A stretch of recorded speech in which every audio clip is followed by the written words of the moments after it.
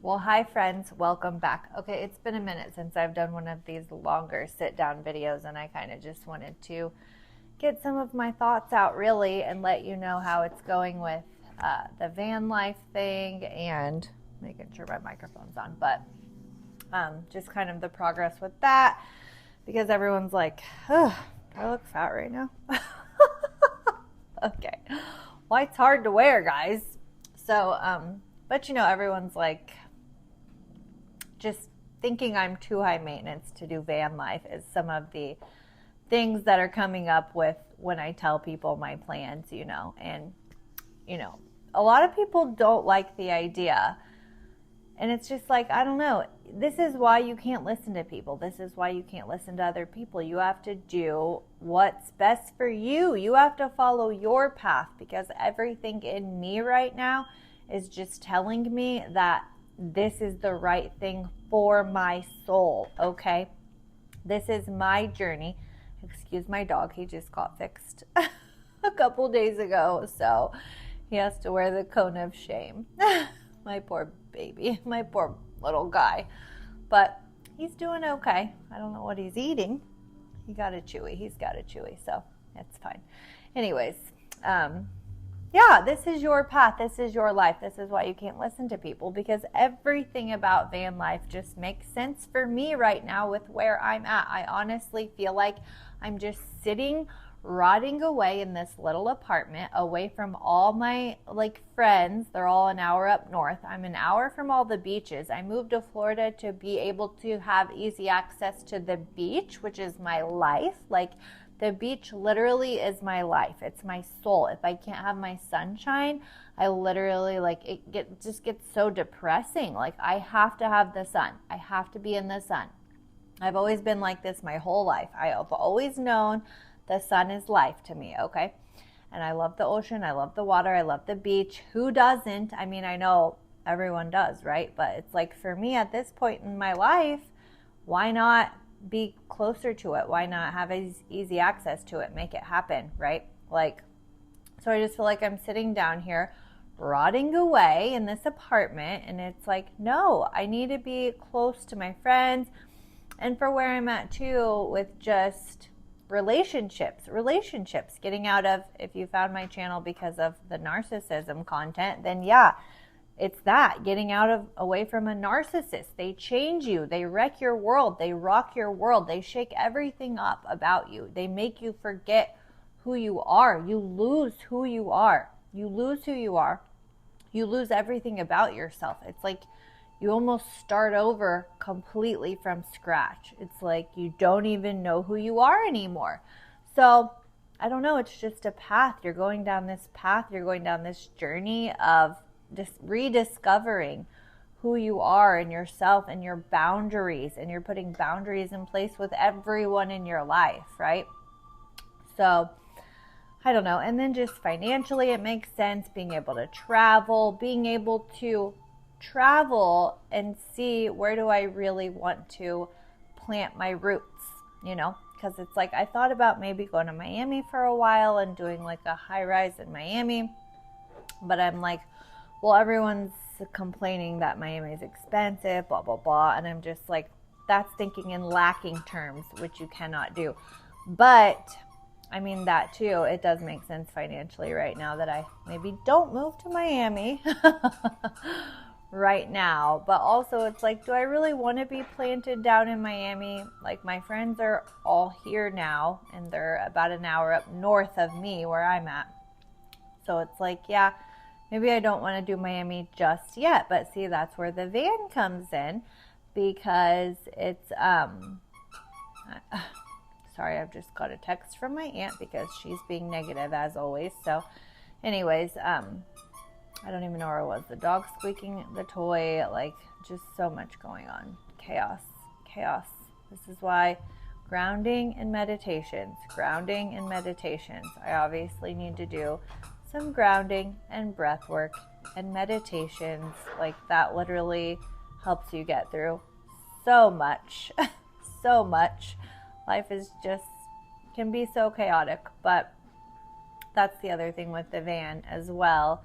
I'm trying to, I have cash, but it's like I'd rather not come off that much cash if I don't have to, and be able to keep a safety net for myself. So I'm trying to get a loan, and for some reason, even with a good credit score and always good payment history and assets, like, I don't know why a loan is such a hard thing to get, but that's what we're going through right now as well. And, my car is paid off. I have my car that's paid off, which I plan on selling whenever I can get the van. I found the van I want, but I'm waiting just to see about the financing. So that's the other thing. I'm just kind of manifesting. I'm not trying to rush it, but I do only have a couple months until I have to be out of this apartment. So time is a factor here, and I would like to be able to get the van and kind of start moving into it and kind of practicing a little before I sell my car, and so I can see what will fit in the van, what kind of storage am I going to need, all that kind of thing. So, and then I was just thinking of something else about hold on. Okay, Google, turn your volume to 1. Sorry if you have a Google at home. Sorry. Didn't mean to mess you up. But yeah, that I was thinking that too. Like with my ex-husband, he's the reason I ended up getting into this car loan that I'm in now, which I really came out the terrible end of this car loan, and he really got away with a lot more than he should have. But people will be like, well, why did you let your husband do that? Why would you let him do that? Why'd you let him do that? Well, why is because I was a submissive wife, and I submitted to my husband. Like, I did all the things a good wife should do. I did all the things that a wife is supposed to do, and got lied to, the whole thing, gaslit, just with the I was with an overt grandiose, and he was just very loud, aggressive. He wanted to fight all the time. He had to be right all the time. Like, it was just miserable. It was miserable. You were walking on eggshells constantly. And honestly, I started looking up bipolar because I'm just like, we're going to such extreme highs and lows. It's like extreme highs and lows with him. So I'm just like, something's got to be mentally wrong, and I knew he had like schizophrenia in his family. His mom was severely schizophrenic, and she had to be in like a home, and that was a tragic story, and I actually do feel bad for him for how he grew up. And even still, like, I don't feel the animosity and negative feelings toward him. Even after all the bad things he did, I still like have more, I hate to say hate, but loathe the covert narcissist I was with, because he really did. He hurt me more on an emotional level, So the overt grandiose was like 3D world. He screwed me over big time. But the covert is the one that really shook me on an emotional level, deep to my core, to the point that I started speaking out about narcissism and narcissist awareness, and the differences between the overt and the covert. And I made my course called Breaking the Trauma Bond, and I wrote my little book, Breaking the Chains of Narcissistic Abuse, Breaking the Cycle. So I have all that in my links. But yeah, I don't know. I just had to, felt like it was a good time, better than any, to just get on here and kind of make a quick little video about just where we're at in the process of trying to do the van life. And people think I'm too high maintenance to live in a van, and I'm like, I'm really not that high maintenance. Like, I shower every day, but you can shower at the gym. That's what a lot of van lifers do. I have my Airbnb. I can always, if it's open, I can go shower there, but it's like I'd obviously rather it be renting out. So that's not a problem, not a big deal. I have friends I can shower at. I have a best friend. She's my bestie. She even offered I could live with her if I need to for a little bit. I mean, that's how close. We've been friends for over a decade. She was my maid of honor in my wedding. Like, what are the odds she moved here to Florida just a few months after I did? Like, we didn't plan that out at all. It just happened because that's how meant for each other we are. But it's like, it's just not a big deal. I feel like people are making it such a more big deal than it really is. And this is something I just need to do on a soul level. And I just feel like I want to have freedom and travel. I want freedom. It's the freedom that my soul wants. And being in this apartment, I'm already feeling like it's getting cluttery. It's getting gross, just having 2 dogs and like cluttery, like paperwork and just groceries I don't end up eating. And I'm like, the van life will be such a good character building exercise for me. And just to see,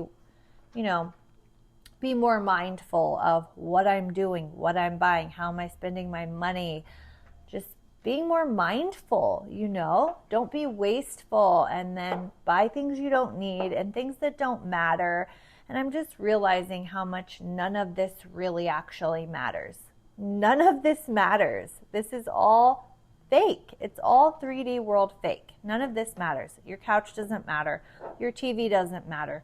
Your plant doesn't matter. Whatever. Your clothes don't matter. It's just like, it's all part of the 3D world. It doesn't actually really matter in the end. But I do understand, like, wanting nice things, but really your external world is a reflection of your internal world. And I did not plan on being here, being single again at 37 years old. I thought with the covert, I thought I had found my person. So that obviously was another huge lesson I had to learn. And I thought something good could come of that. And I don't know. We're still on the journey, okay? Hopefully I've helped other people at this point realize what narcissism is. And if you're in a toxic situation, to get out of that and, help start the healing process, which is why I did create my course, Breaking the Trauma Bond. And that also helps you with the spiritual awakening journey as well, because like I said, the two go hand in hand. Yeah, you realized you're with a narcissist, but also that's part of a bigger picture that you need to realize you should be having your spiritual awakening after leaving a narcissist. So, and they say, if you don't learn the lessons, you're going to keep repeating the same patterns until you learn the lessons. You can easily get out of a relationship with a narcissist and go get yourself in another toxic relationship. That's the problem. That's what we do. We jump from toxic relationship to toxic relationship because subconsciously we're looking for that chaos. We're looking for that dysfunction because you probably grew up in chaos and dysfunction. So there's a lot of trauma there that needs to be healed, needs to be looked at. You need to sit, you need to look within. It's inner work. It's just doing the inner work. I talk about it all the time. It's doing the inner work. That's what you have to do. So, but nonetheless, I didn't see myself being here single at 37 with 2 dogs. So this is not where I thought I would be right now. So we're just taking it as a journey. Life's a journey. Every day is a journey. Every day is a gift, and it's the present, and that's all we have. This moment right now is all we have, and we have to just be grateful and be humble and just realize what really matters, okay? So, I don't know. I guess that's it. I will keep you guys posted on the progress of van life, van journey, so, but I don't know. Yeah, that's what else I wanted to say about, like, people think I'm high maintenance, but it's like, I really only wear the same things: workout clothes, bathing suits, and sometimes maybe a nice dress or something. I have so many clothes and I only wear the same things, which is why it's like, this is ridiculous. Oh, and I love my biker clothes. I mean, I do love going on a Harley. That's fun. I'm a Harley girl. I love a Harley and a boat. So it's like, but who doesn't? But I do love the Harley life, and I had a lot of fun doing that with the Covert X, but he kind of ruined it. But I've always loved a Harley, even since I was young, and my first boyfriend, who sadly he ended up passing away, but he was like the love of my life. But I remember riding up for the first time for him to meet my dad on his Harley. And it was like every dad's worst nightmare.